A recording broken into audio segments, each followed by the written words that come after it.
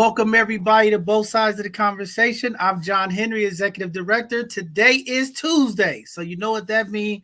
Another Hidden Gem segment, and this is a must-needed Hidden Gem segment for me today. I know we're starting a little bit early. We have some phenomenal gems coming on tonight to promote their business out in the East Coast. All our folks in Atlanta, Georgia. We know we have a lot of folks we've supported out there in the GA. Tonight we have a phenomenal family that is coming on to promote their business. And we want our both sides of the conversation family and friends to go out there and support them that's on the East Coast. So we excited for that. We also have another phenomenal hidden gem. See, today is about the businesses. Okay, we talk about Black businesses, the Black ecosystem. This is what this segment is about, making sure that our Black businesses uplifted.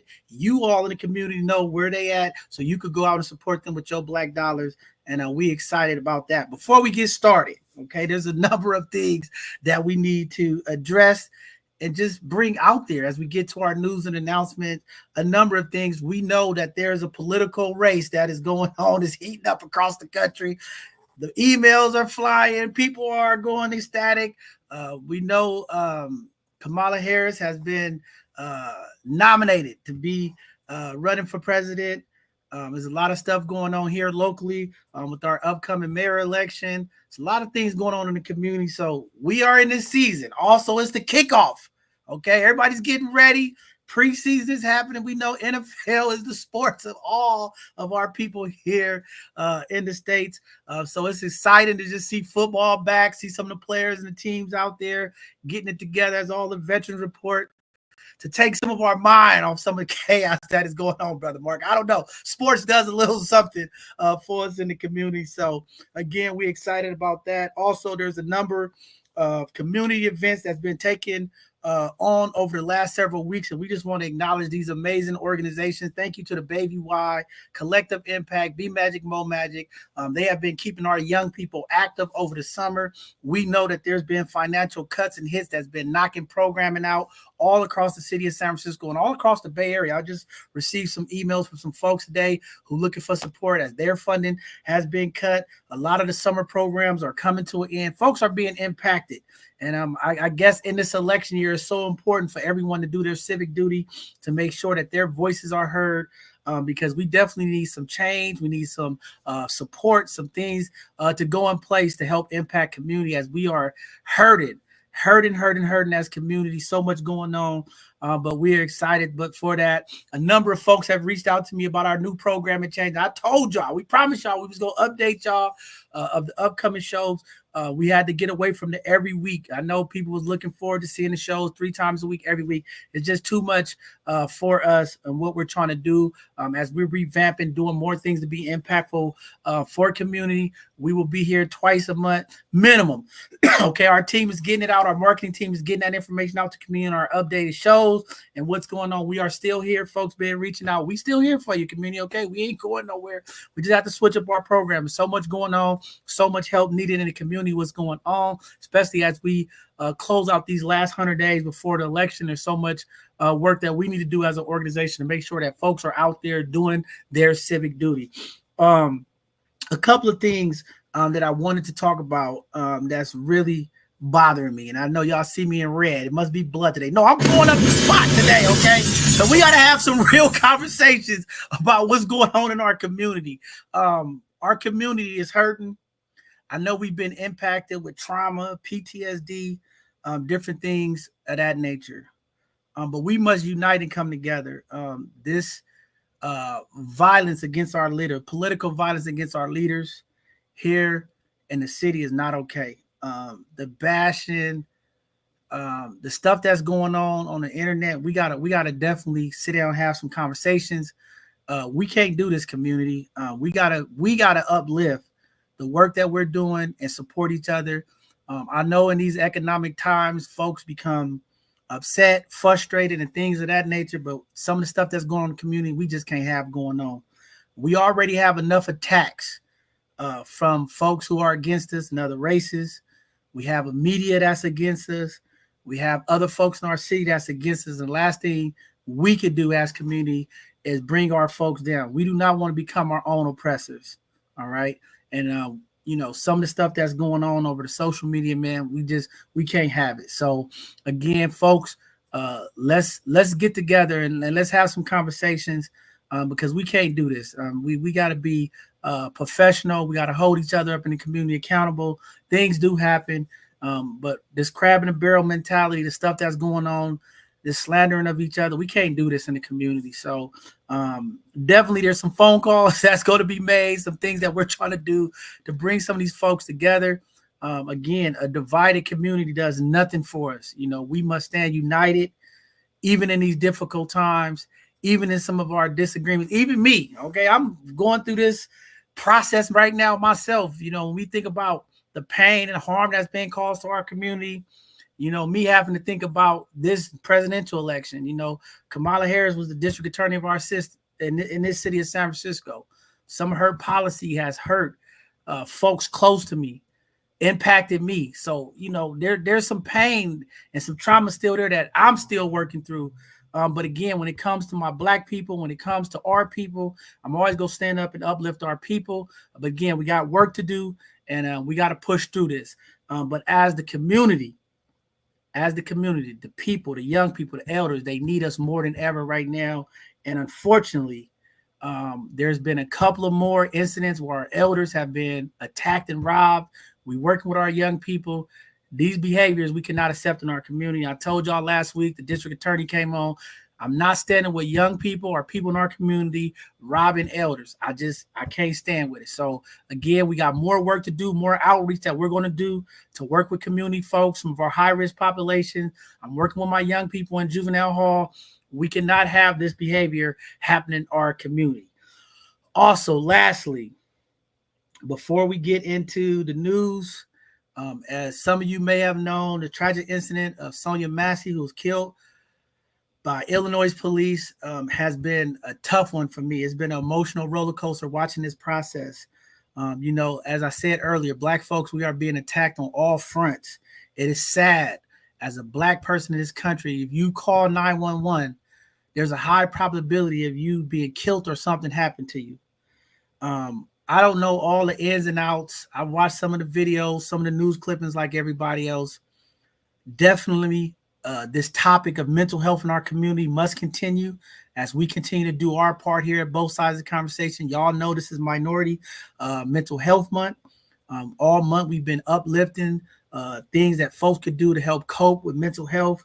It is an issue in our community. We have to kill the taboo and the stigma of mental health in our community. Because mental health is causing havoc, and when we have incidents like this, it is terrible. It looks like the Illinois district attorney has did the right thing in filing charges on this officer for murder. But again, it's another step back. I've been getting phone calls for folks all day. We've had a couple of police shootings here locally in San Francisco, throughout the Bay Area. Some justified, some still unknown. But again, we talk about building relationship and community with our police. And you all know I've been a champion of trying to bring community together. I know it's a difficult relationship to bring together. When we have these incidents, this is step backs to bring in police and community together. And, it sucks because there are some really tremendous officers in our community that go above and beyond of duty to make sure that bridge is built. And then we have other officers in the community that's causing havoc, that continue to bring the divide in our community. So again, a lot of work needs to be done. I'll be reaching out to some of our law enforcement folks this week to just have further conversation about how officers are policing our community when it comes to mental health, things of that nature. We cannot have officers pulling the trigger on folks in this instance. We can't have these type of situations continue to happen in our community. It's only going to pour gasoline on a burning fire that's already burning. I know in San Francisco, there's additional training that they continue to give officers when dealing with mental health issues and situations. But again, this is something for everybody to go back to the drawing board. Every time these incidents happen, as community leaders and as community organization, it's our job to make sure with our elected officials that we continue to hold our local police departments accountable to make sure that those officers are getting the training and the things that they need to be effective in our community when dealing with folks in our community.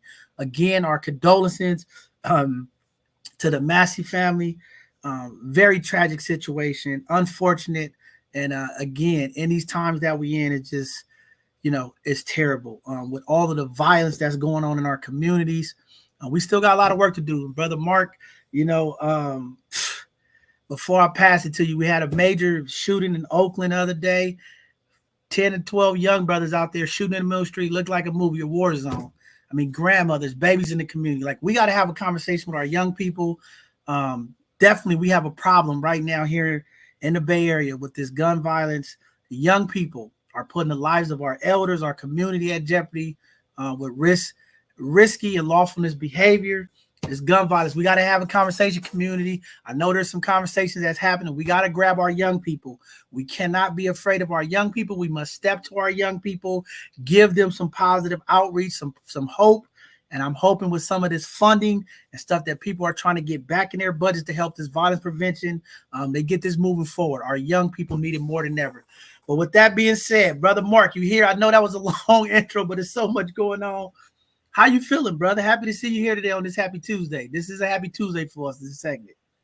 Well, Bishop, I always enjoy Hidden Gems. Tuesday nights are my favorite because, again, we get to intentionally focus on some of the bright spots in our community.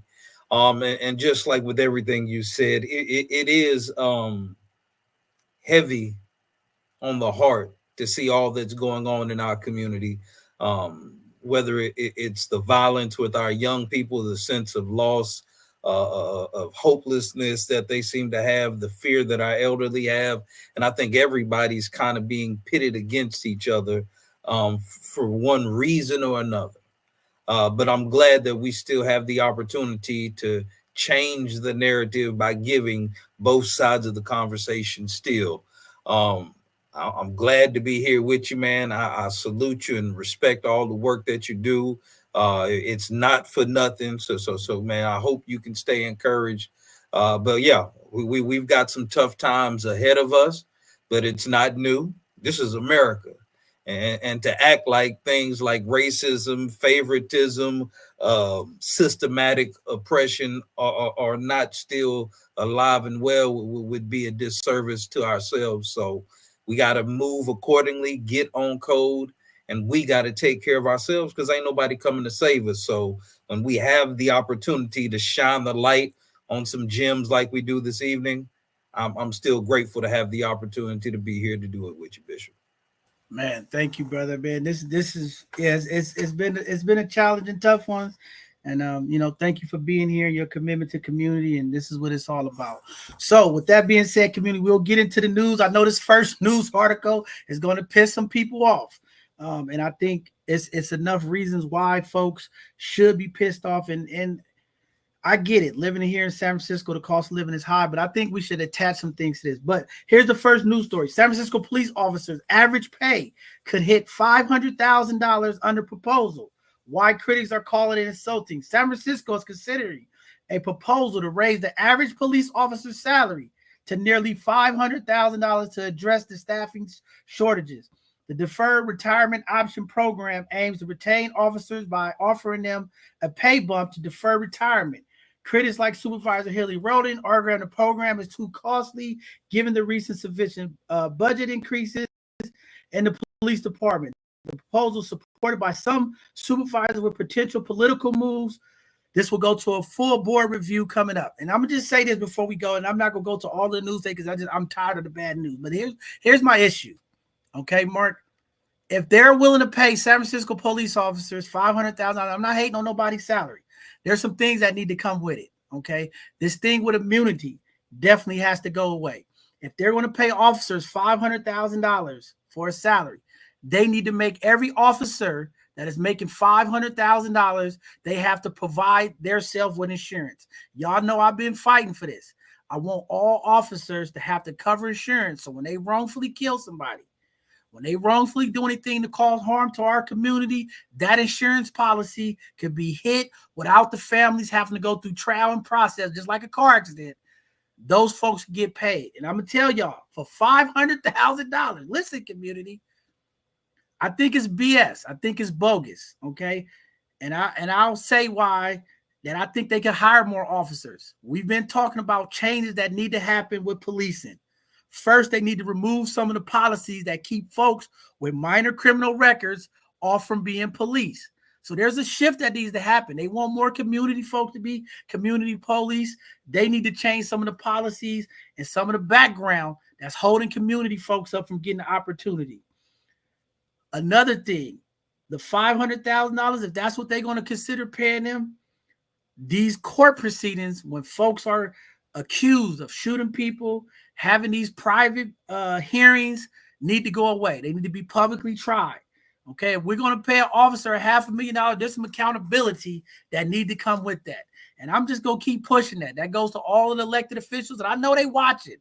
Okay, because last week I said some stuff and one of the supervisors called me. Yes, I'm talking to all y'all supervisors. If y'all going to approve to let these officers make $500,000 because of shortage of staff, those are the requirements that I'm asking. And we're going to have to legislatively put this in before the community approves this. All right. We need that insurance, okay? Because we can't have officers on the streets making this kind of money, disrespecting our community, and they are allowed to run in our community without holding insurance. And again, we all know when officers have to hold insurance, like any other group, when insurance is attached to it, there's more of accountability. The police union, I know they upset with me. I'm just going to say this. If you want to pay your officers $500,000 and you guys think the work you do is definitely worth that, there's some things that we want to add in there, and this immunity clause has to go away. We cannot have officers making $500,000 in our city and they can walk around and kill our loved ones and our people without any accountability on the policy side. So again, great conversation to see where it's going to go. I'll be keeping my eye on it. I'll make sure that we update community as this proceeding follow. But I think there's some things that they could do. And this is what I'm talking about, cutting the corners. There's a lot of way they could get officers involved in policing our community. And it starts with changing some of the policies that hold people from community out of these jobs. They want to see change, bring the people from the community, change some of your background clause, and I guarantee y'all get some folks to come in and do some work in the community. So we'll see. Also, in San Francisco, public schools closures to save money. Not much and not quickly. San Francisco Unified School District is planning to close and merge schools between actions that they're saying will significantly save money. The district is facing, I know they said last week, $100-something million deficit in closure. Again, my issue with this, again, to the community is they're closing Black schools. Okay, let's be honest.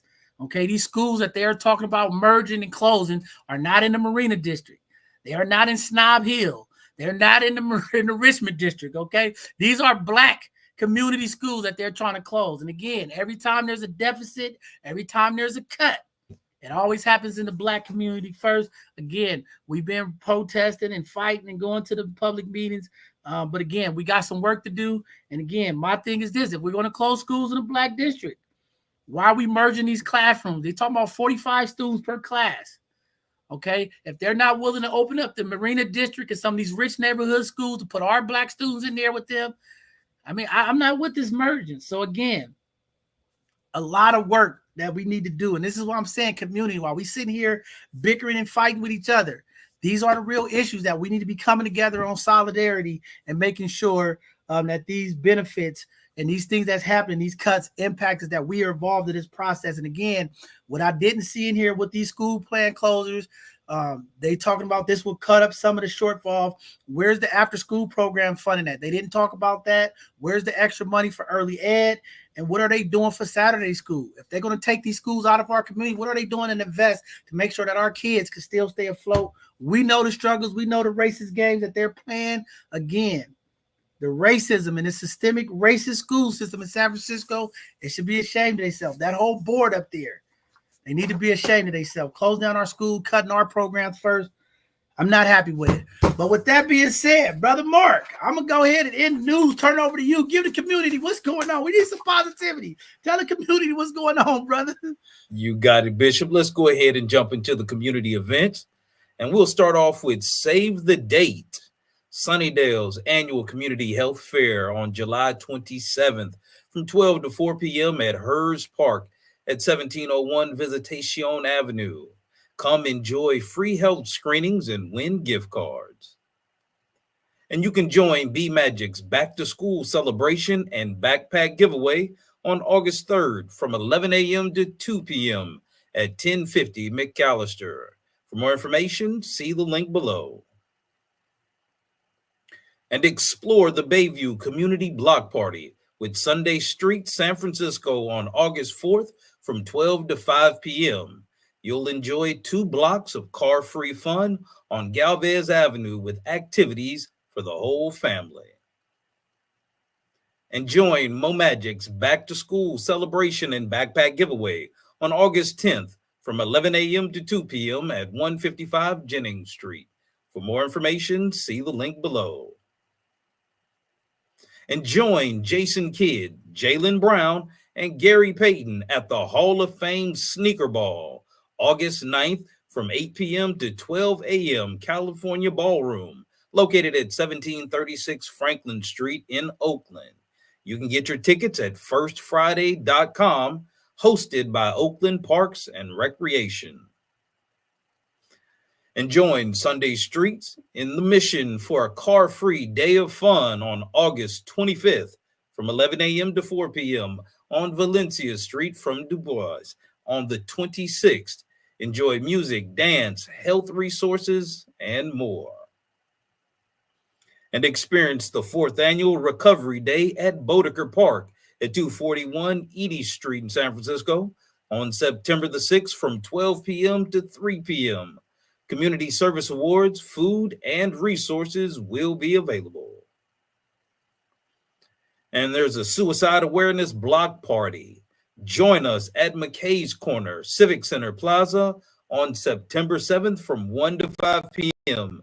There'll be music by Tony, Little Kayla, and more. For more information, see the phone number and the link below. And explore car-free fun at the Weston Edition Community Block Party. Join us on Golden Gate Avenue and Buchanan Street Mall Park, September 22nd from 12 to 5 p.m. There'll be activities for the whole family. And the Heart of Richmond District Night Market. Join us for fun, food, and festivities at Clemens Street between 22nd and 25th Avenues on July 20th, August 17th, and September 21st from 4 to 8 p.m. There will be nights to remember with family and friends. You don't want to miss out. And the Brown Bombers are in their 25th year. Register now for youth football and cheerleading to start the 2024 season. It's a $150 registration fee that includes gear. To get more details, see the link below. And visit the Southeast Community Center Farmers Market Thursdays from 3 p.m. to 7 p.m. now through October 31st. You can get fresh produce, baked goods, and enjoy community activities at 1550 Evans Avenue. And join SECC at the Hungry Cafe from 8 a.m. to 4 p.m. for co-working eatery and social space at the Southeast Community Center.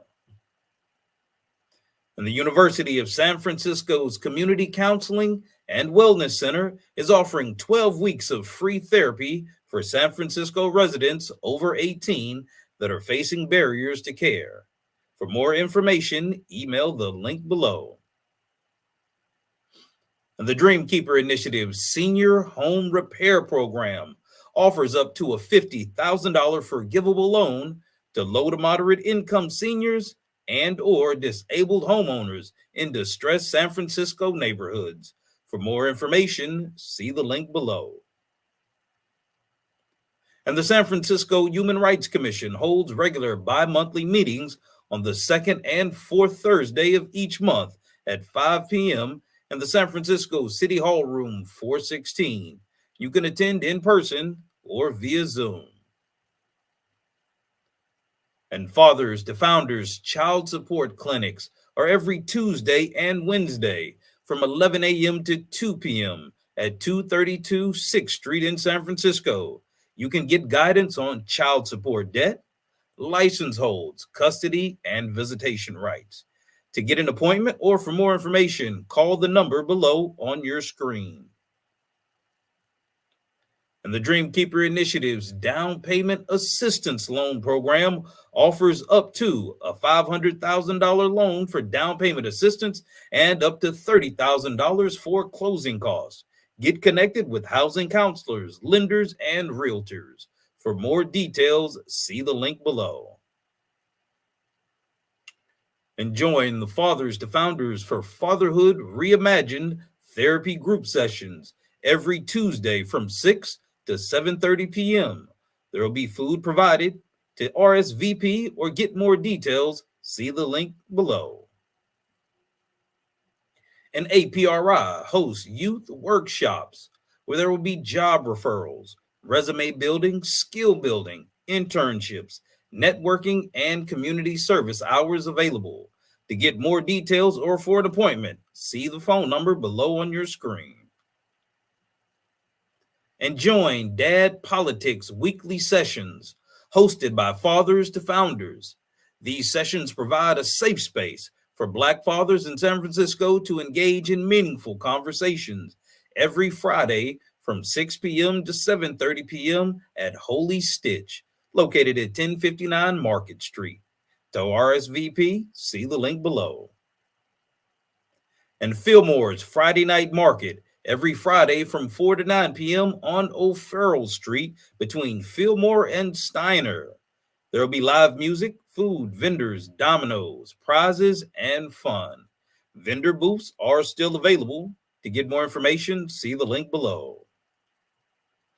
And the vaccination site for COVID-19 boosters and monkeypox antiviral pill treatments are still available. See the screen below for locations and times. And visit the community living room for free breakfast and grab and go lunch Monday through Friday at City of Hope Cafe. For more details, see the information below. And visit the San Francisco Office of Financial Empowerment for free, confidential, one-on-one smart money coaching, where you can get financial guidance in English or in Spanish. Available to anyone living or working in San Francisco. For more details, see the link below. And be a mentor in SFUSD's Mentoring for Success. Sign up to volunteer as an individual or group mentor district-wide. Make an impact. Sign up below. And join our show to promote your business, nonprofit, or community impact on Hidden Gems. Or you can share your expertise on an Educational Thursday or be one of our panelists on a Sunday Conversation.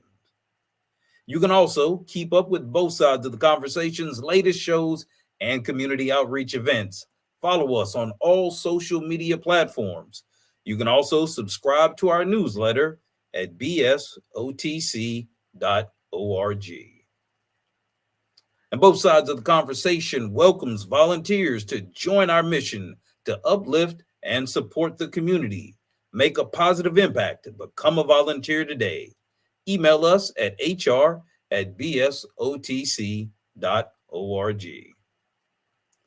And both sides of the conversation also invite your support for our podcast and community engagement.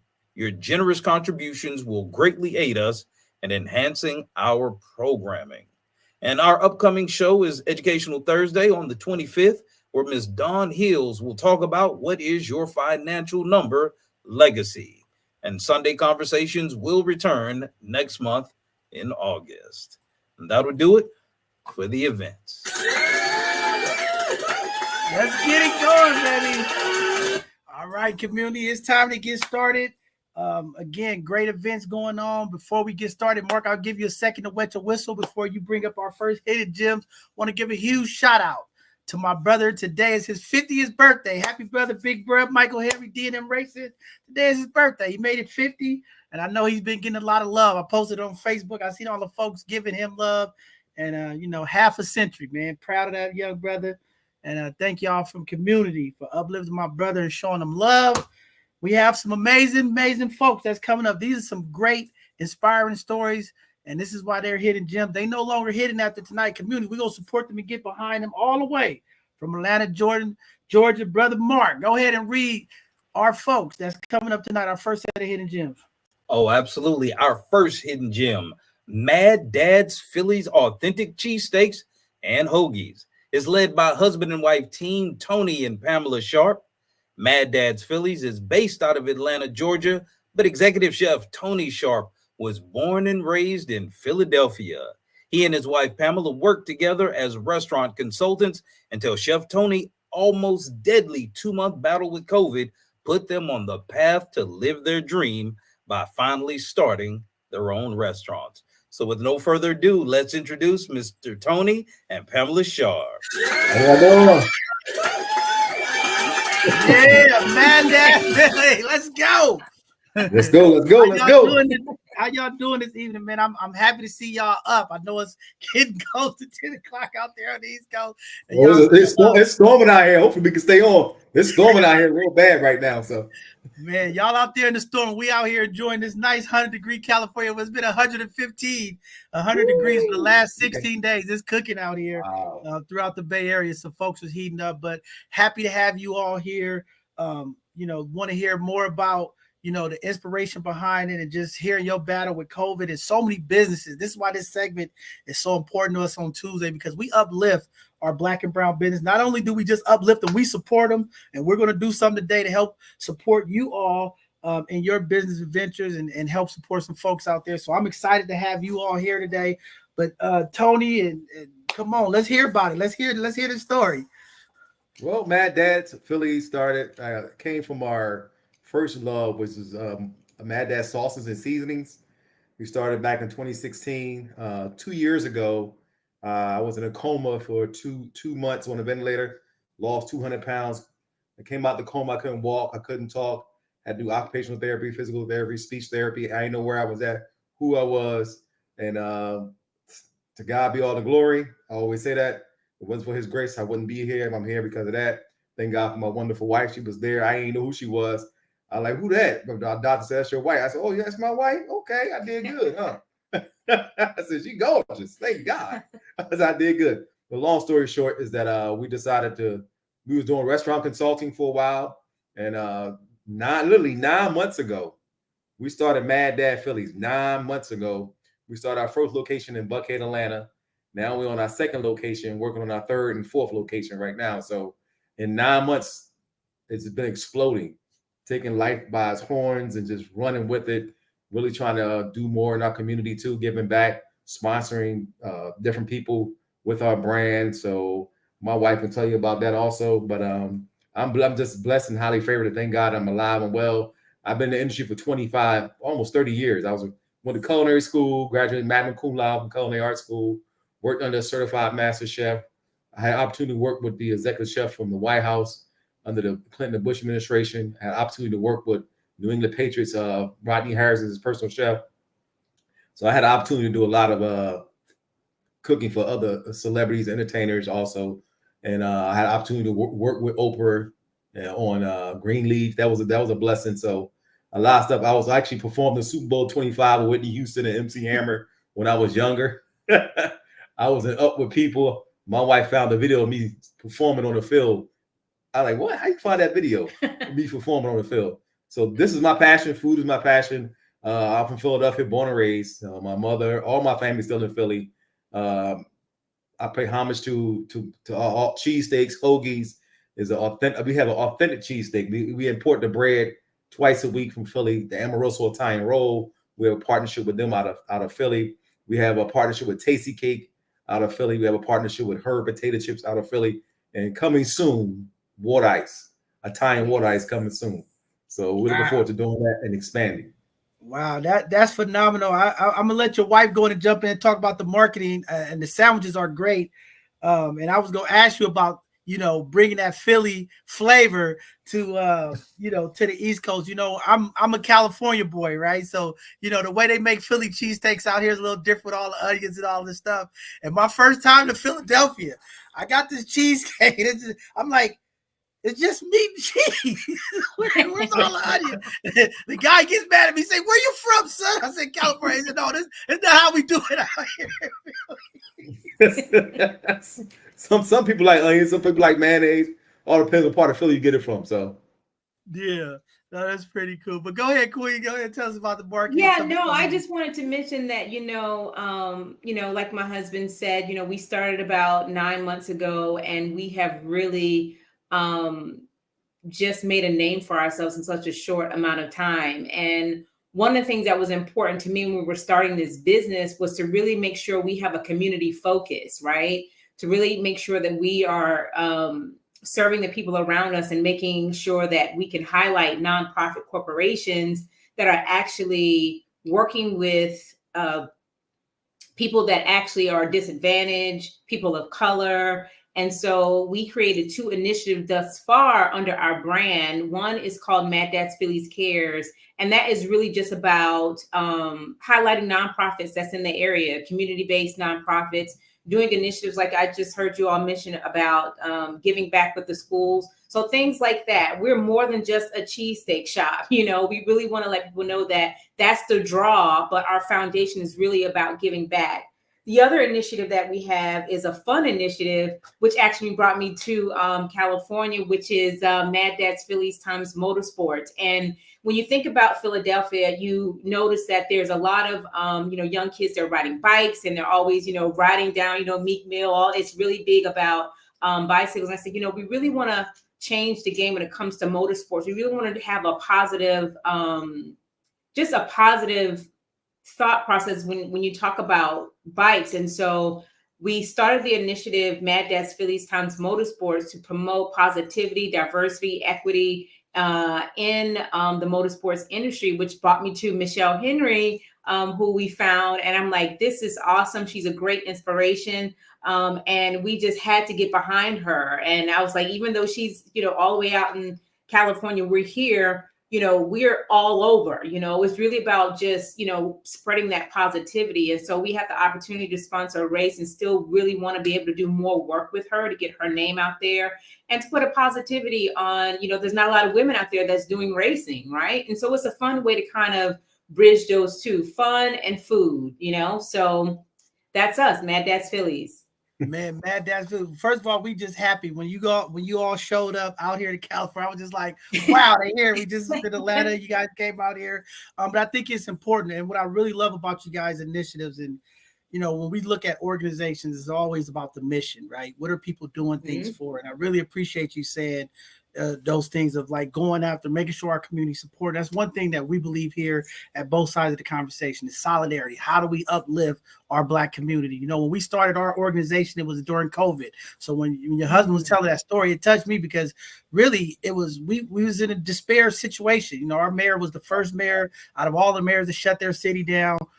Folks were just like in panic, no communication. We didn't have town hall meetings. Folks didn't know how to communicate. Folks didn't know how the resources was going to get out to the community. And we was able to utilize our platform and the work that we was doing to help get those resources to the community, let the community know where the events were, how to get food, where to go get tested.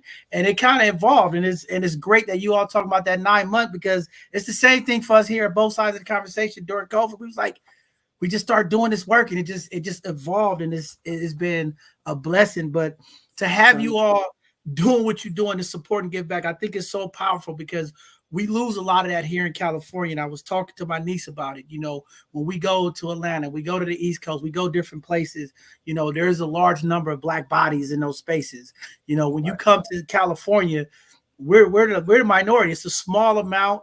It's a little different than the South. And to have that support, just to see that encouragement from her to be like, man, they stepping up to come out. It was just like, it was a beautiful connection. And it just goes to show when we're in harmony. And this is why I'm so passionate about the Black ecosystem, how we uplift each other. When I talk about reciprocity, my community knows I go hard about it. We can't just take, we have to give and help and take that risk. And only way we can heal from this trauma and some of the things that's going on in our community, somebody has to take the initiative to do it. And we're happy to have you here because Mad Dad Phillies is doing it. I mean, again, what you all are doing, I want all of the school districts in Atlanta. See, this is where the connection happens. We need our chefs, our folks like Mad Dad Phillies, feeding our young people, all of our summer programs. See, the city should be contracting with you. The park and recs should be contracting with you, right? When we talk about uplifting Black businesses, this is what it's about. Incorporate that Blackness into our community because that flavor that you all bring is something that is unfathomable to most folks, right? The young people, when they see Black businesses, and I'm happy that both you here are tonight, because you all give that hope and that inspiration to our community. We know there's a crisis with Black love, right? So to have you all here today, husband and wife, running a business together, it shows the other side of this narrative that we can do it together. It's a challenge, but we can do it. And you all are the role models because when young people see this, and I always tell people to fix the problems. These young people that we serve today, they are into the show me. You can't just tell young people stuff that they don't want to hear it, right? You have to show them. So what you all are doing is showing them by example. Hey, me and my wife is doing this. And the other thing that I'm proud about is the risk. And I keep telling young people, I'm happy Gail's here to talk about her business because we as Black people must step out in faith and run our own business, be entrepreneurs. If we're going to change this financial gap, if we're going to change the legacy of our families, it starts with entrepreneurship. We're never going to get it working in corporations. We're never going to get it in the working sector. But there's so many folks out there that has hopes, that has dreams to do their own business. And when they see folks like you all, it just opens up. When I see Gail out there with her, it opens up the hope. Young people say, man, if they could do it, I could do it. I mean, we've brought so many folks on here just starting off selling hoodies and t-shirts. Young people like, hey, if they could do it, I could do it. So I'm just happy that you all are here tonight. This is what we needed with all that's going on. This type of energy of positivity and to hear your story coming through COVID. You know, so many of our folks was destroyed by COVID. So to hear you come out on the other side on a positive path of making an impact and change, brother, powerful stuff. That's all I can say. Brother Mark, I know you got some questions. Go ahead. Bishop, it's always wonderful to have such beautiful representation of the community, hard work, determination, and overcoming. But I honestly, I'm sitting here thinking about, I want to bring it back to the food. Let's talk about the food. Now, I actually, I was just reviewing this about 10 years ago. I actually lived in Atlanta. I stayed in Stockbridge and I stayed in Marietta. Okay. I remember, because I'm from Houston, Texas, I remember being in Atlanta thinking of how good the food was everywhere. And because Atlanta is an international city with a great food scene. And then I heard y'all say y'all in Buckhead, not Bankhead. So if y'all ain't from Atlanta, y'all don't understand the difference. But y'all in Buckhead, so that's one of the more exclusive areas of town. It ain't cheap to be in Buckhead set up. What motivated or inspired you to go this route? Because you're experienced in the industry, and running a restaurant isn't easy. It's not for the faint of heart. Trying to keep, profit margins and food costs and all those things in check. Talk to me about the passion you have for the food and what people can expect when they encounter Mad Dad Philly for the first time. Well, it's like I said, they say Mad Dad Philly's authentic cheesesteaks and hoagies. What makes us a little different, I am born and raised out of Philadelphia, but I'm a chef by heart. That's my first love as a chef. So all the food was sourced. Like you had to have a license through it's called Certified Angus Beef, the CBA. They had to license us to order to sell it. So it's grass-fed, 100% grass-fed, certified Angus beef. The bread is Italian rolls. We make our own seasoning. We make our own sauces. So my wife said, you need to get this out to the masses, man. This cheesesteak off the chain. I said, all right. So I said, I got it out to the masses, and people like eating it up. Like, yo, your cheesesteak is bomb. What makes it different? Because I put my heart and my soul into the product. It's important to represent the product, and I can control my costs. So I know my costs. I know my labor. Everybody is not just running a business. You gotta know that you have to understand the numbers, as a businessman. So it's important that when you come to our restaurant, if you ain't happy, we're gonna make sure you happy. Right. Trust me. If it ain't right, we'll make it again. Right. If it ain't right again, we'll make something else for you. I'm gonna win you over no matter what, whatever it takes. They go back of free, some chips here. Here goes some tasty cakes here. What's the problem? I do want to touch on the fact that you were talking about the inspiration. One of the things that we do is we actually speak to a lot of the youth. We just had a group that came in from Indianapolis. They fly in to hear Chef Tony speak, to talk about his experience, his culinary experience. So we do that. And I think with Black businesses, it's also important to share your failures as well as is your success for those that are looking to get into this industry. As you mentioned earlier, we were in the restaurant consulting business, and we saw a lot of restaurants fail. I mean, we helped build them up. We saw a lot of them fail. So we kind of know some of the pitfalls to look out for and to try to avoid them. And I think when you're in this class of entrepreneurship, there's always challenges, right? And I think community is important when you're starting out, and community is important because you need that community in order to back you up for success. Without your community backing you up, there's failure. And I think, keeping the dollars in our community is important. I mean, we just saw, 40,000 women get on the call and raise that much money for Kamala Harris. I think we can do the same thing when we're talking about Black businesses, small businesses, women in businesses, women entrepreneurs. So I think that what we're doing, again, it's just not about just cheesesteaks for us. It's really about sowing a seed. It's really about building a community. It's about inspiring the next generation, and it's about leaving a legacy. So that's what we strive to do, and we try to do that around food. And we're just excited to be a part of the industry. It's a hard industry. Staffing is very difficult. Financing is very difficult. Having the capital to run your business, that is a challenge with anybody when you're starting out. So we're here as a resource. If anybody is looking to get into restaurant business, you can always hit us up in the DM if you have any questions. We're happy to provide that as support as well. It's important also to realize you have to have systems in place when you're running a restaurant business. Systems help you stay on track. That's important for that. That's what I find, that you think about Chick-fil-A, you think about McDonald's. They have systems where you can plug people in to run those systems, so you won't be so dependent on people trying to control your business. Like, oh, you can't run your business without me. Yeah, I can. I got a system. I train somebody how to do the system. I can plug them in. They can do the same thing you're doing. Mm-hmm. Man, that's very interesting. I was going to jump in there and ask her about that, being consultants, being able to have that back end, understanding what's going on, just even here in San Francisco and just across the Bay Area and beyond. What I'm seeing is very difficult for Black businesses, one, to get off the ground and to continue to keep going. There was some investments made in getting these brick and mortar spots. And because you don't have the foot traffic, and especially out here, we don't have all the support from Black folks.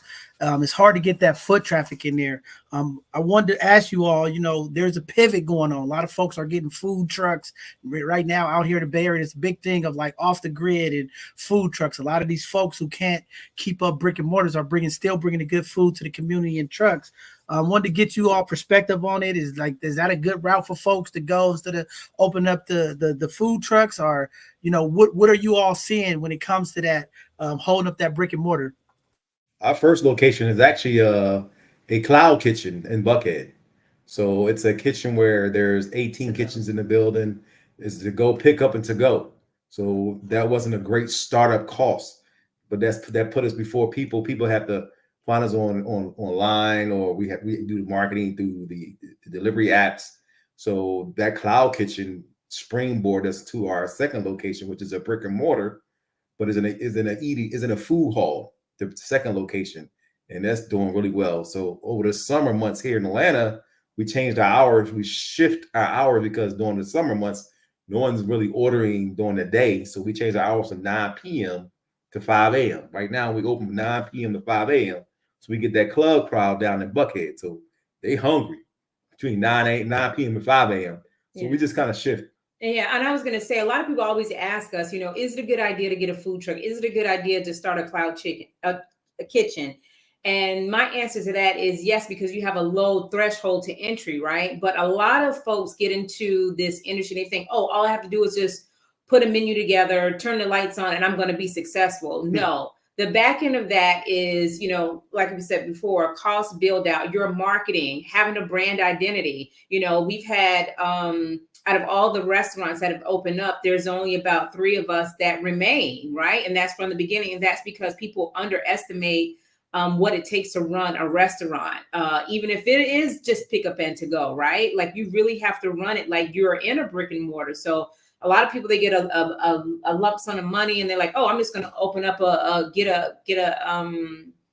a restaurant or a food truck. And they really don't think about all the back end that what requires, you know, you have to really work your own business. You know, you have to have a brand strategy. You have to have a marketing strategy. You have to know your costs. And so even though you may have a low threshold to entry, for you to maintain it, there's a lot of things that happen behind the scenes that people are just generally not prepared for. And that's when they come to us and they say, hey, you know, this is not working. You may have to adjust your menu. You may have to pivot with your time. You may have to take things off your menu that's not working. And you can't be afraid to do that if you want to be successful in this business. So I say, with my husband going through the COVID and almost dying, that was sort of a wake-up call for us. So it was like, you know, it's either now or never. You cannot also hold out on your dream. You can't wait for everything to be perfect because tomorrow is not promised. So that's what really sprungboard us to start this, because they're like, look,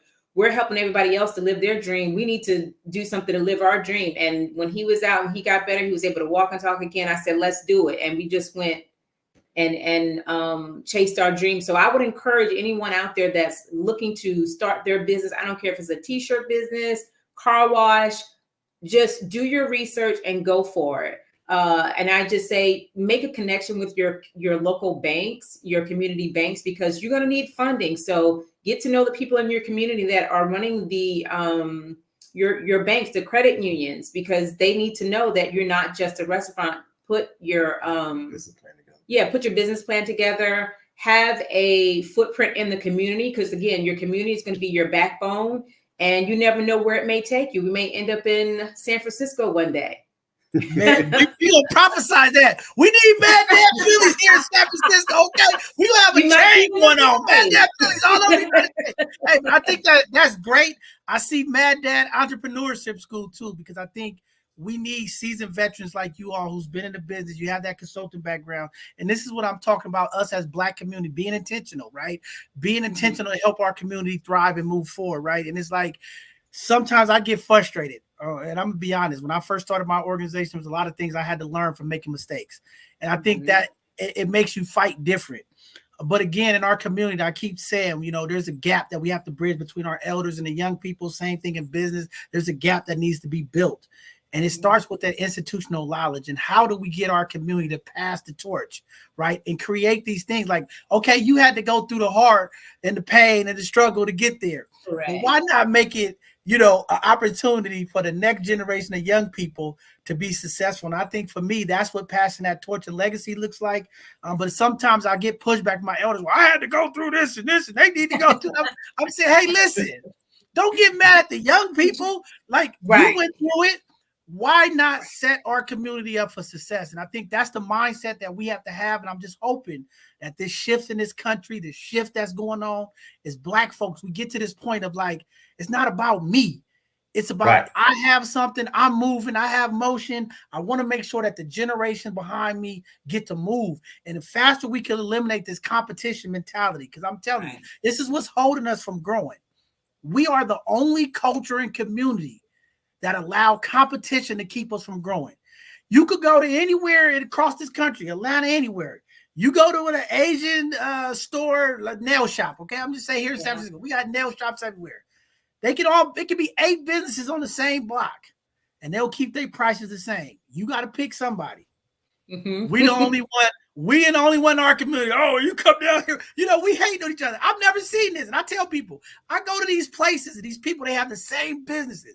And they all full. Why are they all full? No one's coming out saying, hey, come here. We can do it for $5 cheaper. It's just we stick together. Somebody's going to get the money. And I think that's the mentality that I would like to see in our Black community. And I'm serious because people always say, no, I'm going to call out Black folks too. You know, we got some work that we got to do in our community, and it starts with these models. And I keep telling people, if we are intentional with our models and not looking at competition, doesn't matter if it's 3 or 4 businesses. It's enough out there. If we do it right, we set the standard, we all can make it. It might not be a cheesecake, cheesesteak. It might be a hot wing sandwich. It's okay. $10 is gonna get you the same thing. You know what I mean? That's the mindset that we have to continue to uplift in our community, and we have to continue to build this Black ecosystem. Every day, I make sure I'm intentional spending my dollars with Black businesses, Black-led folks. I try my best to go Black first. If I can't find, I'm going to Aladdin. If I can't find Aladdin, then I go otherwise. But that's me, right? And I'm trying to push this with and influence and do that with my community. Every person that come on my platform, I spend money with them. I invest in them. I support them in any kind of way I can. But we have to do that to uplift community. And I understand that it's so hard to get a business, whatever business, off the ground. And we just have to have grace. And I keep talking to my community folk, like, have grace, have patience. You know, I watch some of these big corporations that do stuff, and folks won't say nothing.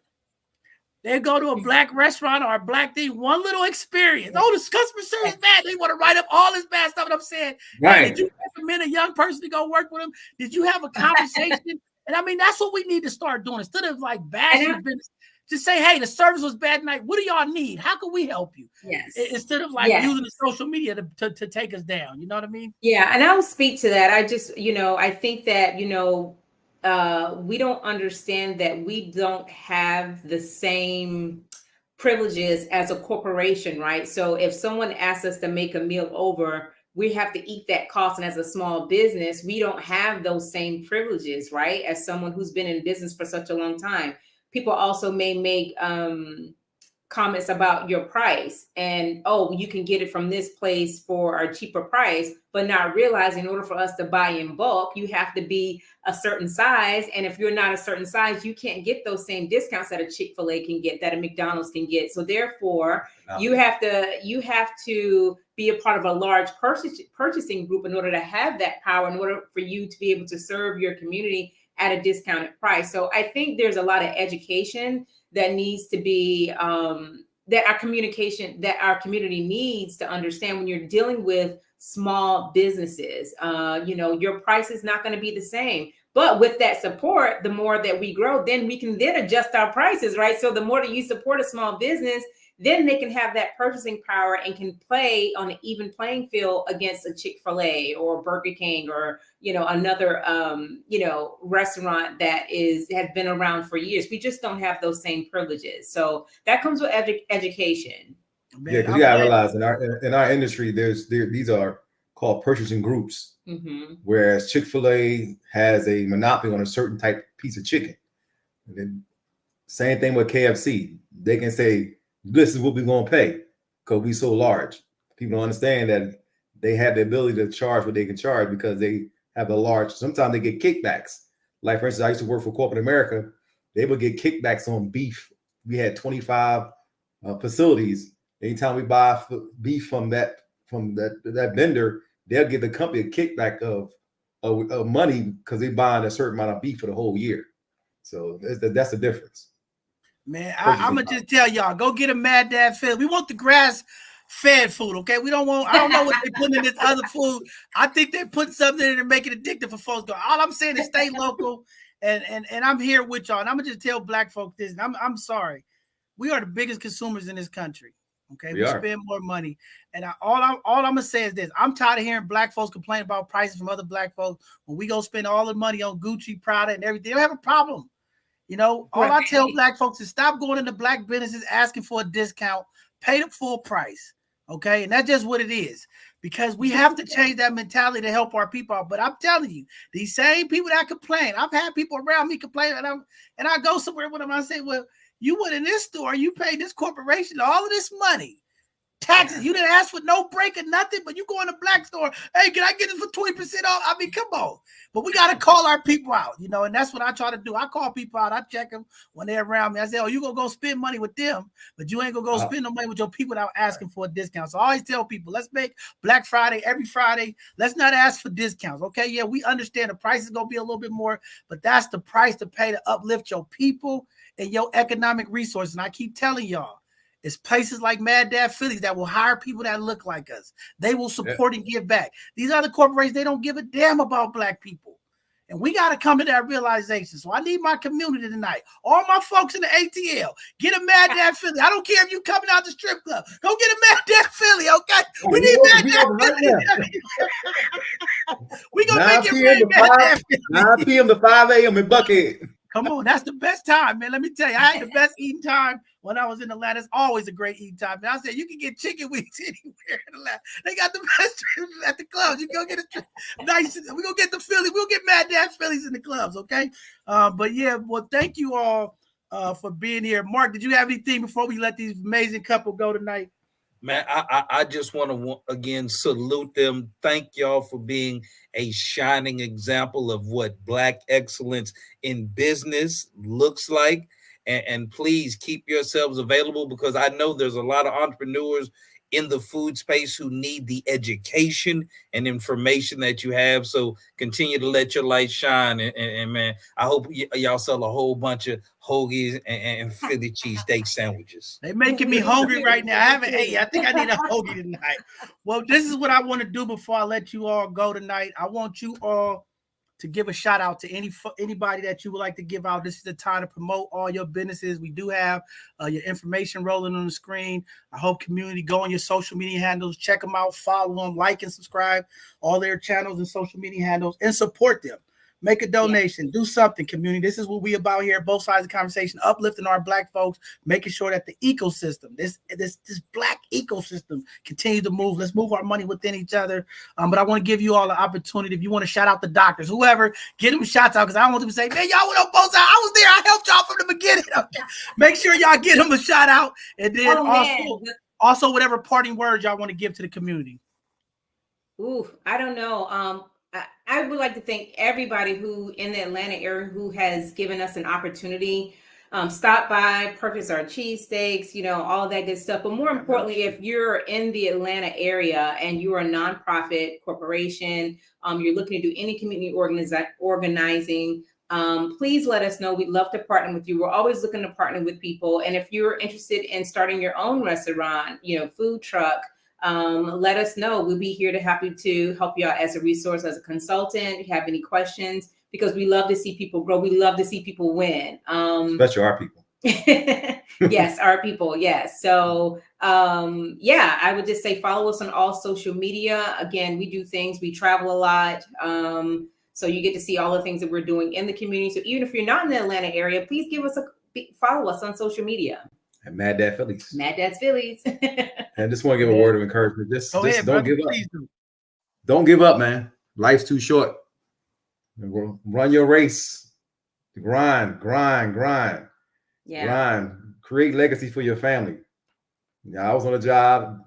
I said I was grinding for somebody else. Make somebody else's dream come to pass. Make your own dream to come to pass. I just took all what I had, all the savings I had, all the things we had. We just put it all in. We went all in. Better yourself. Better yourself. Trust me. In 9 months, what I made in working with somebody else, I made in 3 months. It can be done, y'all. Trust me. Man, Grind. Man, God is good. I'm gonna have Angelique connect with y'all. We're definitely gonna get some of you guys gear, and we're gonna support maybe a little feed or something out there for some folks. Again, community, Mad Dad Phillies, for all our folks in the East Coast, anybody in the Atlanta area, make sure y'all pull up, get y'all a nice Philly sandwich or hoagie sandwich. Support them, even if you can't go buy a sandwich. Check out their social media. We got it up on the screen. You can turn back later if you missed it. Check them out. Buy a t-shirt, buy a hat, support them. That's what it's all about. How do we do this reciprocity in our community to uplift? This is how you do it. Support them, keep them going so that their name is moving around. So somebody can say, where's Mad Dad Philly at? And then they can follow them and find out. That's what it's all about. Well, thank you both. God bless you, brother. We just thank you. Made it through COVID. went through the challenges, the obstacles. You here today, you thriving, y'all making impact and headway in this Philly business. And just thank you all, man. And we just go keep supporting y'all and uplifting y'all. Appreciate you having us. Thank you so much for having us. All right, y'all have a good evening. Thank you. All right, bye-bye. All right, there you have it, community. Mad Dad Phillies. Y'all make sure y'all get out there and support them. The information is on the screen. That's what it's about. We must uplift our Black community, brown community, and that's how we need to do it. All right, with that being said, we got one more hidden gem, another Black business. See, we always support and uplift our Black business. This Black business is all over the place. I don't know. It's 104 degrees in the North Bay. I don't know why she here with us. She took time out. She took a loss of pay today, okay? Because it's hot out there. All right, with that being said, Brother Mark, let's go ahead and bring up our next guest. Read her intro for me, brother. Our next hidden gem is Miss Gail Hart, the youngest of 18 children, grew up in San Francisco's Western Addition, where her passion for food was kindled by her parents' culinary jobs. Inspired by Fillmore's thriving Black community, she dreamed of becoming an entrepreneur, and at 20, while working at Booker T. Washington Community Center, she discovered her love for community service and youth mentorship. After culinary training at Height and Ashbury Culinary Program and an internship at UCSF, Gail founded the G's Freeze, a frozen treat business that doubles as a training ground for local youth, fulfilling her dream of merging food, community building, and youth work. So with no further ado, the founder of the G's Freeze, Miss Gail Hart.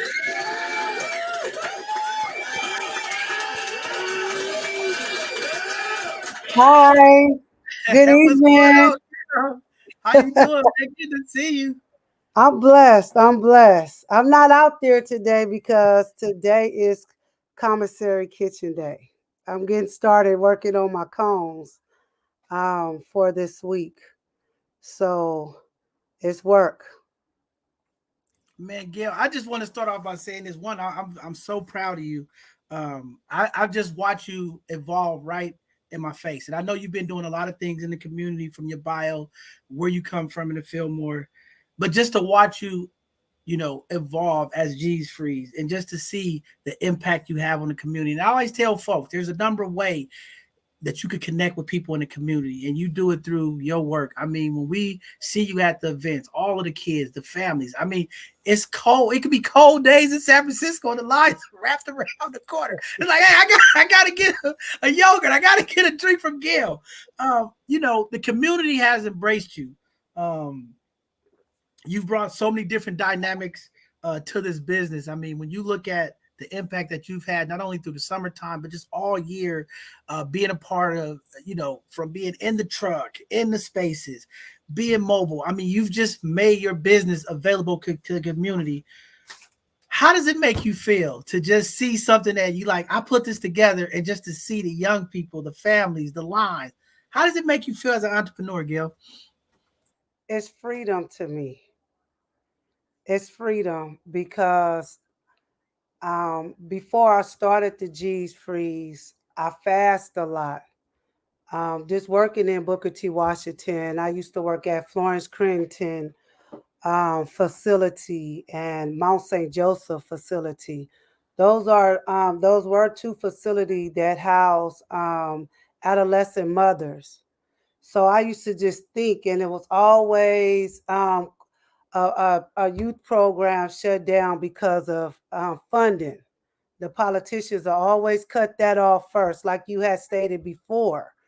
So I used to just pray, fast. I still do, but I wanted the business where I can have that passionate connection with the community and also have an open space if somebody need anything, far as application fee, tuition, uniform fee, whatever it is, my business will have that space to provide that for them.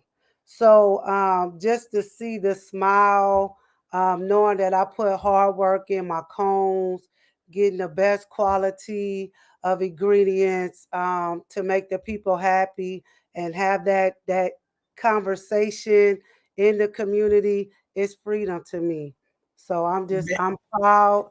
I'm just, like you said, we got to do more far as a community base. We got to connect more because it really matters how the leaders support, our community so they could be successful in this society today. Man, I just gotta give you love, Gail. I bet you didn't know you was gonna be a teacher. I was at an event you was at, and I was just watching you.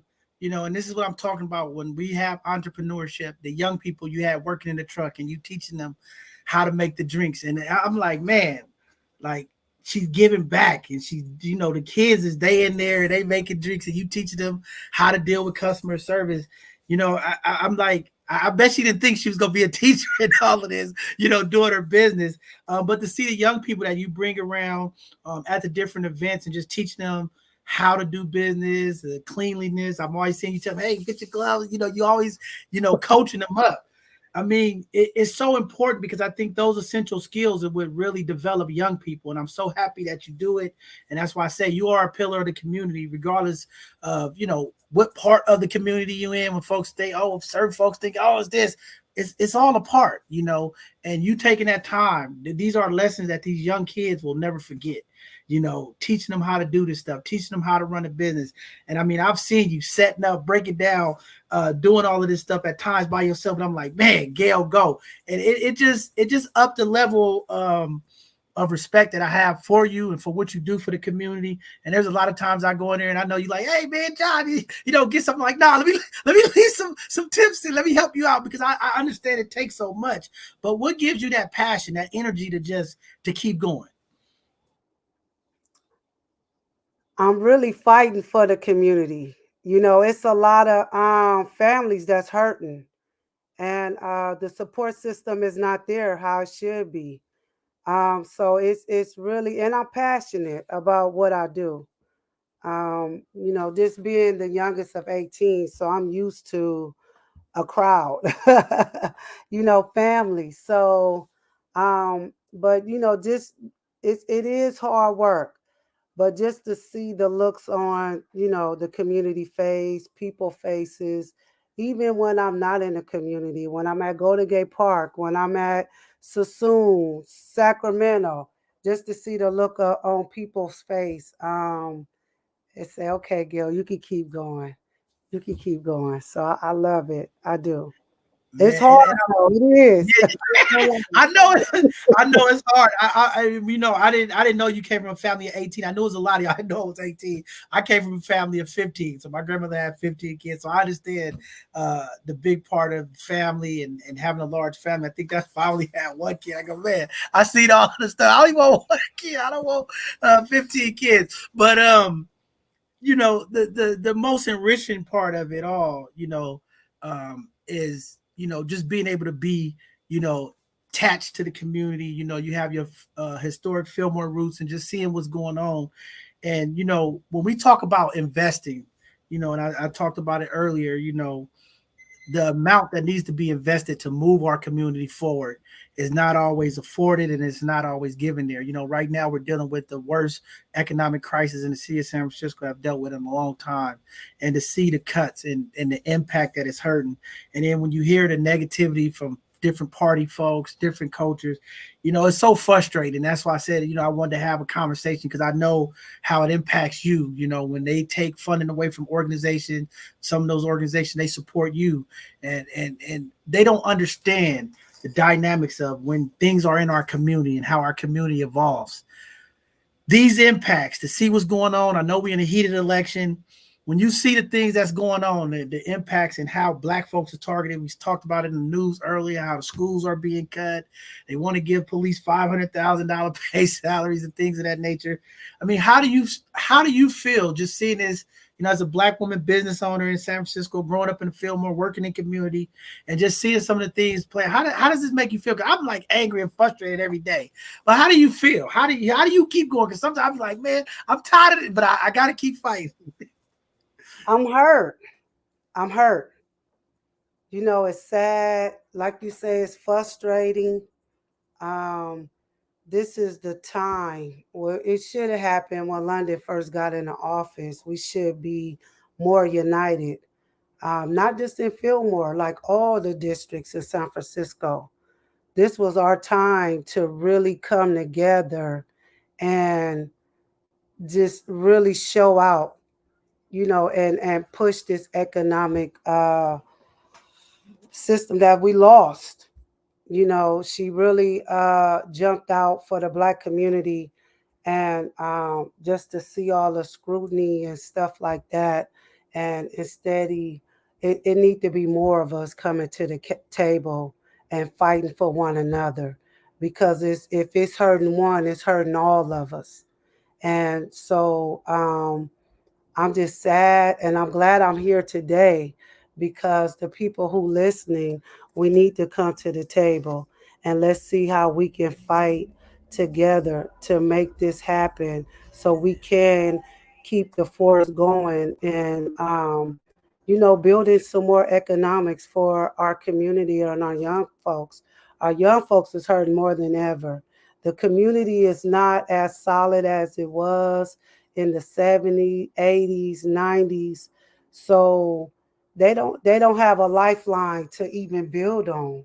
So for us, that's really saying that we work in our community, we volunteer in our community, any type of connection you have in a community, we need to sit at the table and really put a plan and leave all this ego stuff, like all that.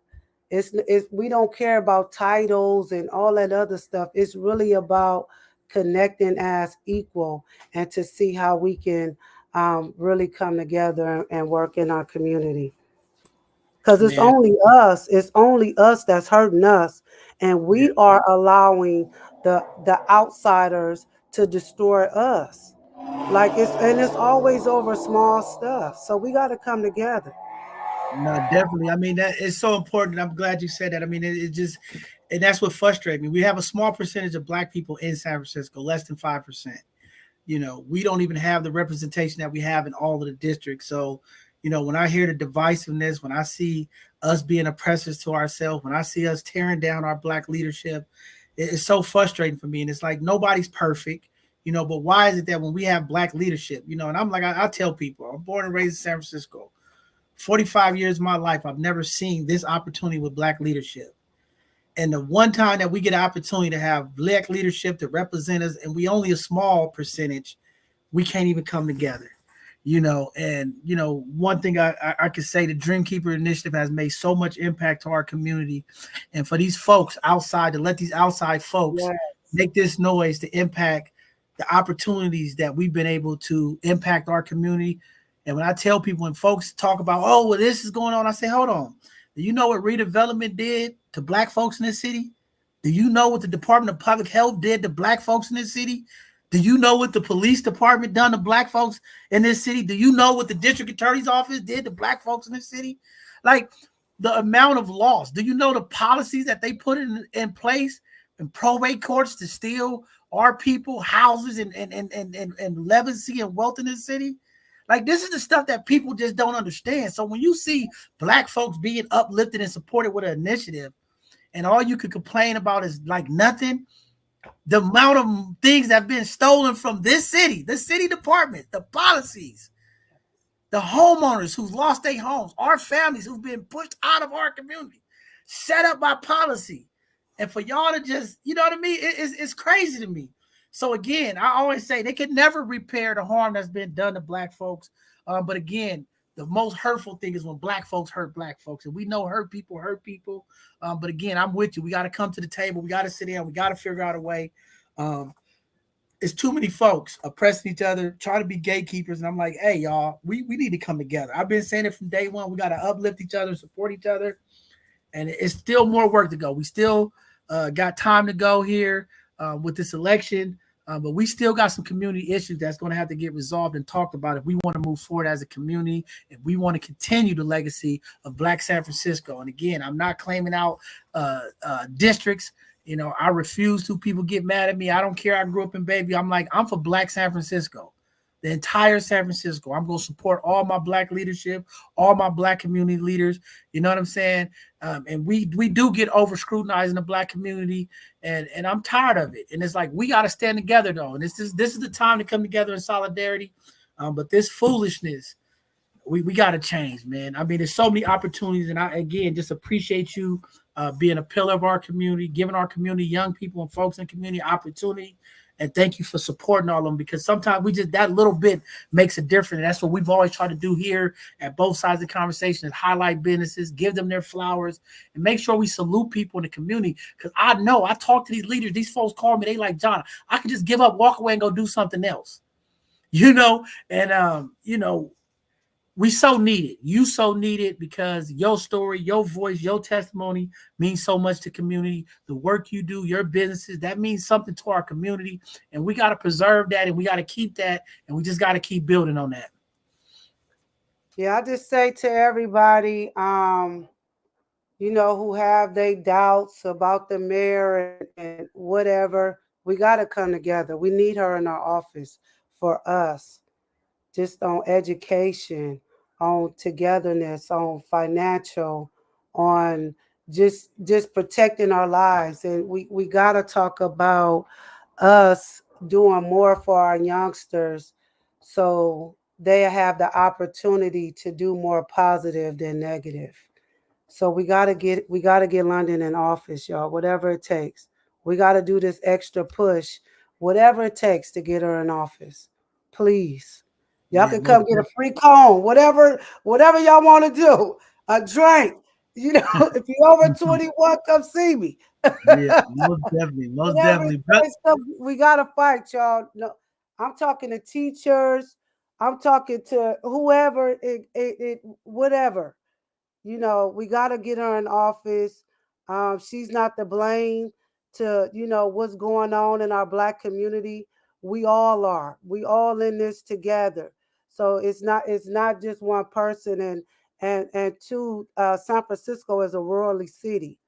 It's very different than if she was a mayor in Daly City or something. She got a lot going on. She don't know what's going on these streets like that. So stop blaming her for little things and stuff that we wouldn't even go to a white mayor or other white people. Stop doing that. Let's fight. Man. Let's fight together. Let's come together, y'all, for real. Man, we out here hurting as a Black culture. We hurting. We are. Man. We got to come together. Most definitely. Brother Mark, go ahead. Jump in there, brother. Man, I want to actually stay in the same vein, in the same spirit, because one of the challenges for our community is, in America, we've kind of made this moral appeal to a system that has no morality. And as an outsider looking in, because again, I'm here in Houston, Texas. I pay attention to the news nationally. Again, I pay attention to what's going on there because I'm involved in the show. I care about the community. But I can tell that there is a organized, coordinated effort to beef up the power structure in San Francisco that leans to the controlling persuasion. When it comes to Black and brown communities, they've taken out good food sources. They're taking out funding for education. And as a community, we have to be aware that we're kind of living behind enemy lines in America. Racism and systemic oppression has always been a part of America. It's as American as apple pie. So we can control what we can control is how we respond to that. And I think a lot of us trying to put our head in the sand and we try to act like, no, everything is going to be all right. It's going to be fair, and it ain't. So, Sister Hart, I say all that because you're one of the frontline soldiers, particularly with our most important group is our young people, our youth. So since we know we can't really depend on the system to do right by our youth because they're going to do what's right for the system, what are maybe 2 or 3 things that you see that within the community that we could do to help you as you're serving the young people and preparing them. Because again, the strong people, we y'all never ask for help. It's hard for y'all to tell people I need help because you're always being a visionary. You're always out front. And a lot of times people forget just because you got a vision and you're strong, you still need help. So for the sake of the young people that you're helping, what are maybe 2 or 3 things that the community can do on its own if we could just organize a group of people that would help you serve our young people? So one thing I had started a PlayStation Xbox tournament. So I set up 4 TVs, 2 for PlayStation and 2 for Xbox. So I'm building in-person community with our young folks because they love to play the game. So I need more support on that. Like leaders come out and let's talk to the young men and the young women that's out there.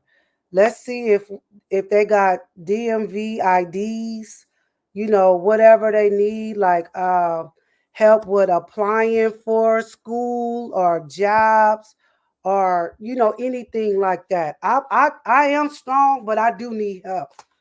I need help.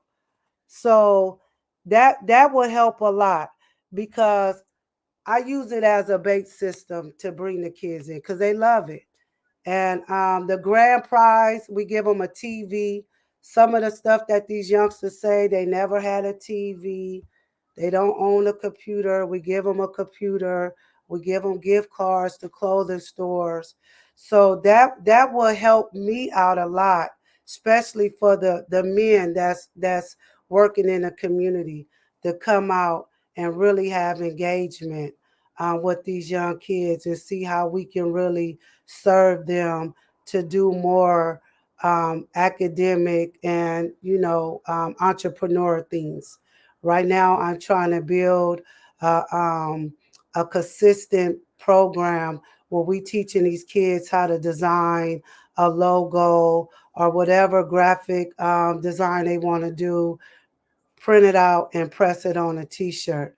So we have a community art block party that's going to be held August 31st at Hayward Park on Golden Gate and Laguna. I would love to see y'all come out. We do need donations. I do want to thank the Dream Keepers Initiative. They have been supporting me for years with this tournament, Collective Impact, NCLF, Citizen Film. But we know that the budget is cut. But I really want to keep this going. So more leaders, SVIP, y'all come out, just do more engagement with these kids because they want us to care about them. They want us to, relate to their story, and they need help. Man, definitely. I mean, we there any way we can support, we will. Definitely, if you have some event flyers coming up, make sure that we get those so that we can get out and let the community folks know about it. I know you had a lot of events in the community, and definitely, I think that's a great time to do our civic duty. So if you go do that game night, let me know because we definitely need to get people out there, our 18-year-old kids, to go out and vote. We need to educate them so that they know how to go be a part of the civic process. So that's great that you're doing that. But we got a lot of work to do. And like you said, it's going to take all of us collectively putting our heads together. We got to unite. We got to come together and find a way to move our city forward, to move our communities forward, and healing is part of the process. I mean, we're talking about Black Mental Health Month. There's some things that we got to deal with, mentalities and thought process, this culture shift that has to happen. We got a lot of violence in our community, and these opportunities that you're providing with games and opportunities for young people change that. And that's why I say it's so important for us as a community to get behind community organization entrepreneurs, because they are the next steps to hire young people who look like them. That sometimes these young people don't get the opportunity, but if Gail could give that person the opportunity, that saves another one of our young brothers from being incarcerated or being a victim of a crime or doing a crime. That is so important. But last question, Gail. We got a tough 100 days here, but just want to know what's your plans with G Freeze in the future. I definitely want to see you at more of the schools since they closing down all of our black schools. They need to be contracted. And this is what I be talking about. You know, if they want to be intentional to say they bringing equity to black entrepreneurship and black folks in the city, I think some of these large corporations, you know, we are the mega of tech here in this city. And this is what I'm saying. These corporations like Salesforce and Twitter and Google, they should be booking you once a month. You know, and this is one of my issues that I'm always pushing back when we talk about, you know, we hear it nationally in the presidential race, you know, billionaires giving these tech companies and these companies, you know, discounts and tax breaks. And my thing is they don't do enough to invest back in the community. So, you know, one of the things that I want to say, hey, we go give them a tax break. They got to do so much to bring impact in our community. There's no way G-Free shouldn't be at all these corporate events, you know, and they should have you there. I mean, that's just part of the equity that comes with it. Again, all of these places like Kaiser, UCSF, all these large employer institutions that have, you know, different events, your freezers should be there at all these events. That's how you bring equity. I'm so sick of being in these meetings with these corporations. We want to help black folks. We want to bring equity to black community. And then they don't have an ideal. And I'm like, well, you want to bring equity? The next board meeting you have, make sure G-Freeze is there. You know what I'm saying? The next event that y'all have, make sure G-Freeze. See, this is how you bring real equity. Exactly. You know, these entities stop going to y'all people, come to the community and hire it. I know UCSF has been doing a tremendous job of making sure that they get the black businesses to come up and support a lot of their, you know, events. But again, there's still more to be doing. You know, those are small portions of the larger mission at hand that they can be doing to bring equity to our community. So give me a little bit about what you're planning with G-Freeze in the future, and then any shots out you want to give, anything before we let you get out of here tonight. On the plan is just keep expanding. I started in 2019 working on them cones, passing it out, trying to make sure them flavors was right. Then I started doing pop-ups, went to a trailer, now I have the truck.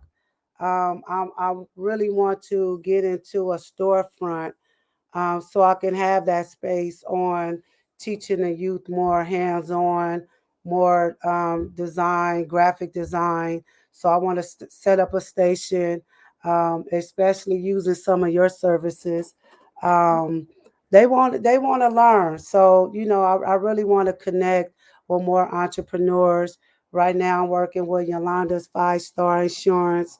This sister out here working hard, doing commercial insurance. A lot of people don't know that they got to have insurance in order to pop up. So her and I are doing this event on August 31st at Hayward Park. So please come out. And I'm just going to keep working hard. Right now I got 5 interns with me.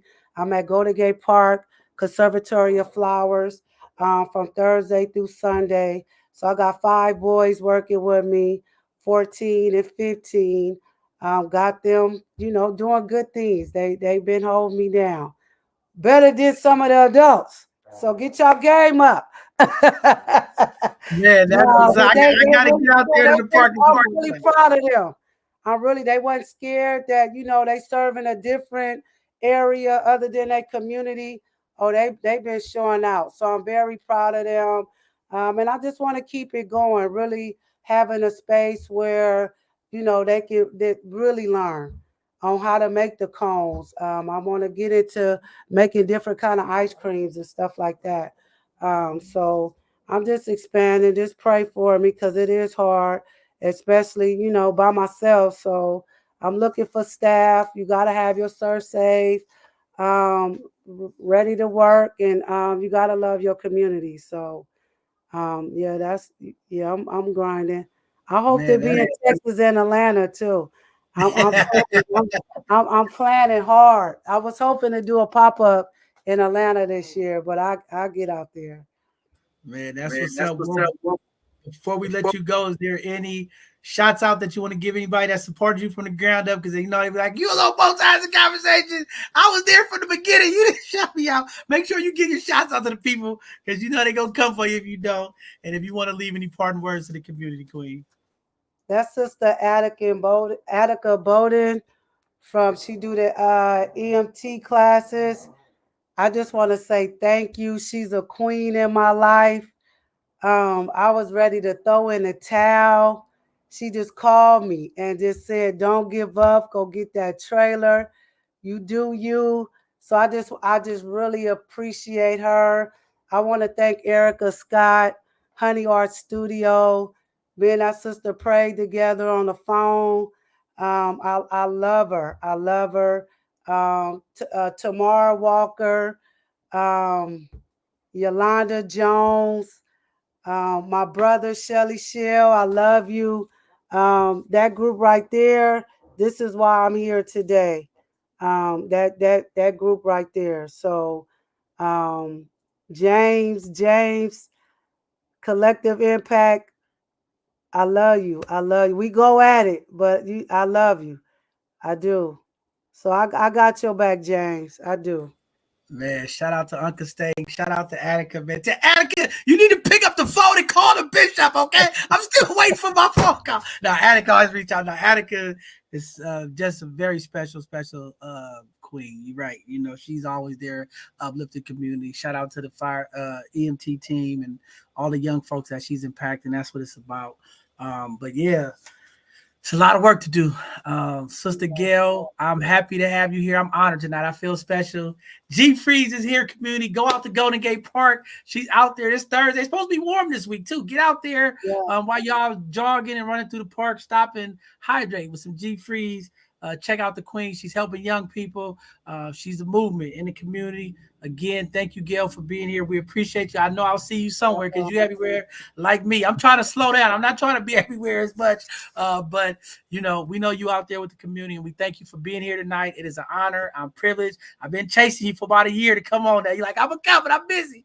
And we thank you for giving up time tonight. And we're going to definitely continue to support and uplift you and the work you're doing. I just want to say one more thing. Anybody who needs support, because it was some challenges, you know, getting to where I'm at now.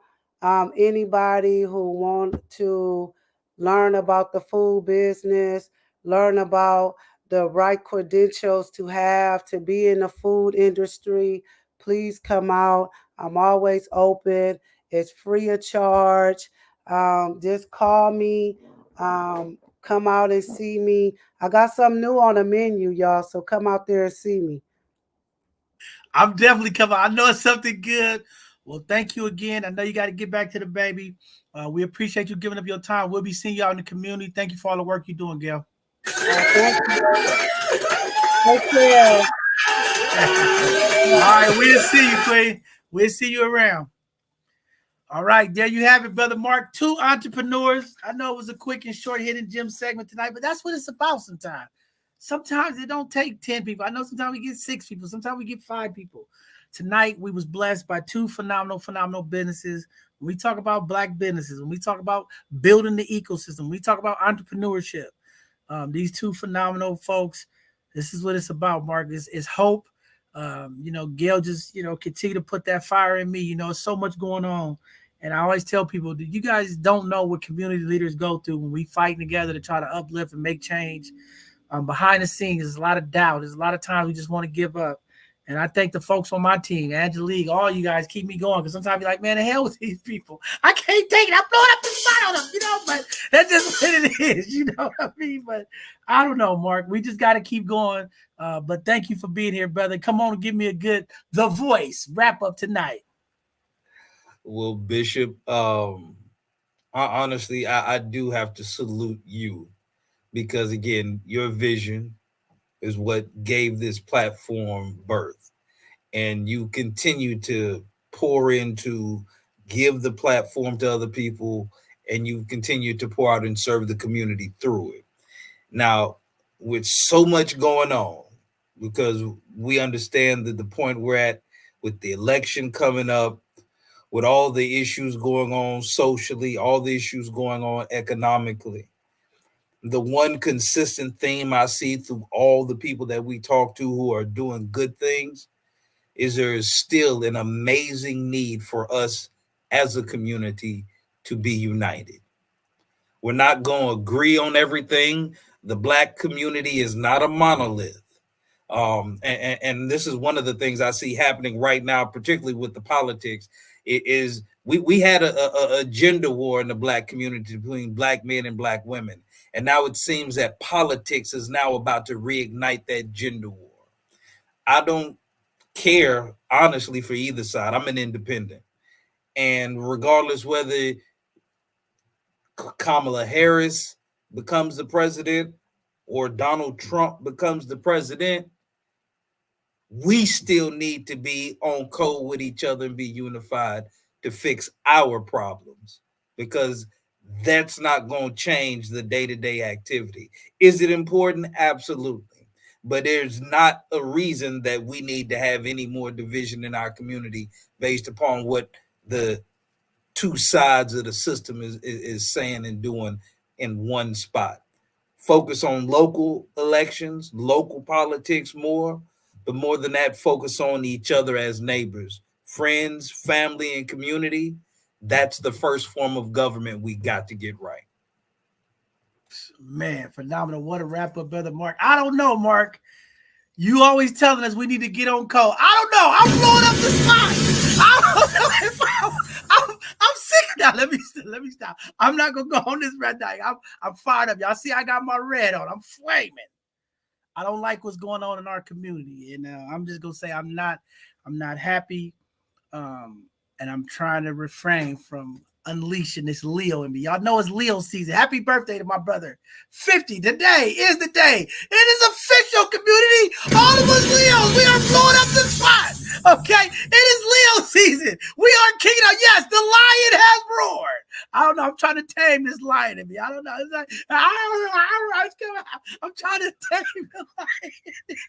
I'm trying to tame the lion in me, Mark. I don't know. It's Leo season. All my Leos out there. Y'all know it's great leadership behind these Leos. Okay, yes, our mayor, London Breed. She's a Leo. Yes. Barack Obama, he's a Leo. Okay, it's a lot of Leos out there. Okay, I'm just going to say it's a lot of greatness that come with the pride of the Leos. I don't know. Hey, but Mark, see, I'm getting started. Look, they already text me. My tooth fell out. You know, I can't even smile right. Be like, yeah, I lost my tooth. See, I give y'all the bloopers. I keep it real. I don't be in here hiding. I can't smile now. My tooth fell out today. I don't know. I was so bad my tooth fell out. All right. With that being said, community, thank you all for tuning in tonight. This was a great Hidden Gem segment. Glad to have the voice here on the side of me to continue to walk. I don't know. We got work to do. They're trying to pay police officers $500,000 in our city. I don't know, community. We got something to say about this. It's not okay. Whew, stuff happening. It's a lot of enemies against us. Some of them look like us. Some of us look like us. Some of the oppressors that are oppressing Black people right now look like us. That's terrible. I don't know. In the voice of Sister Sonia Massey, I rebuke the devil, as she told the police officer. I don't know. I rebuke some of you people in our community. I don't know. Was something about that rebuke the devil? That officer kind of came out. The devil came out of him. I don't know. It was kind of scary. He just, I don't know. Maybe I need to walk around the community. I am the bishop.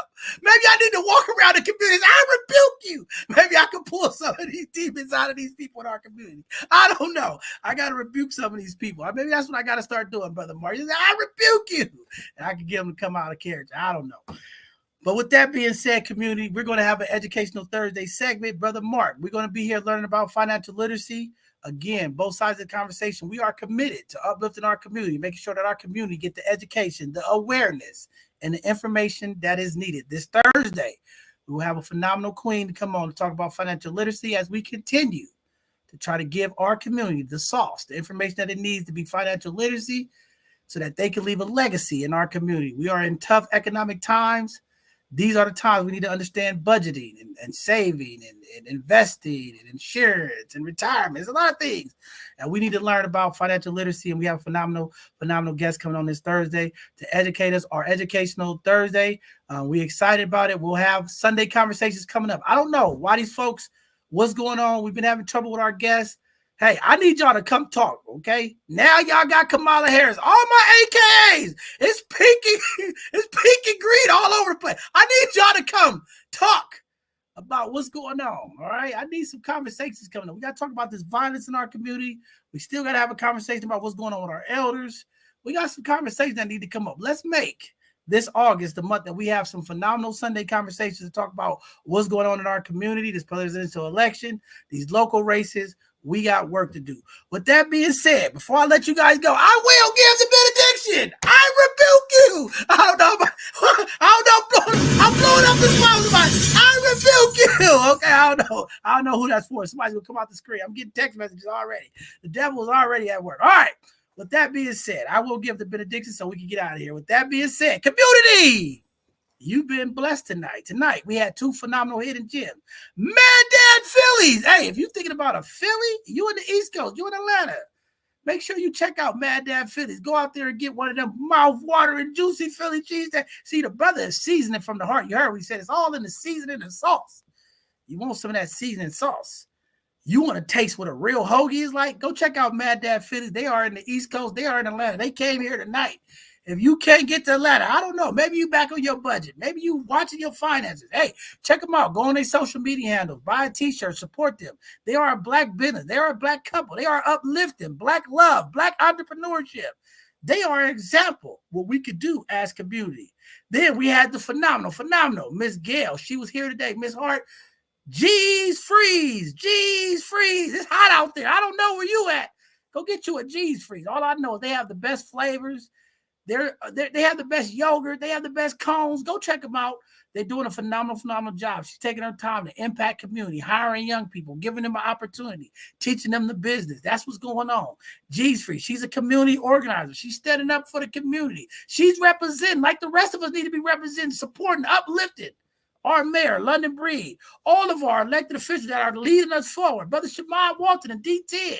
Director Davis. Yeah, Director Davis. We're going to uplift no matter what the haters have to say.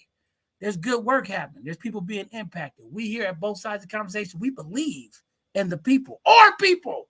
All people. I don't know. I'm just saying. That's it. That's the benediction for tonight. With that being said, community, I rebuke you, all of you oppressors, all of you gatekeepers, all of you that continue to divide the community. We rebuke you. We want unity. We want solidarity. We want community together. There's some tough decisions that's going to be made in the future. Make sure you're a part of the process. This process. Do your civic duty, community. With that being said, we'll see you all this Thursday. Good night now, community.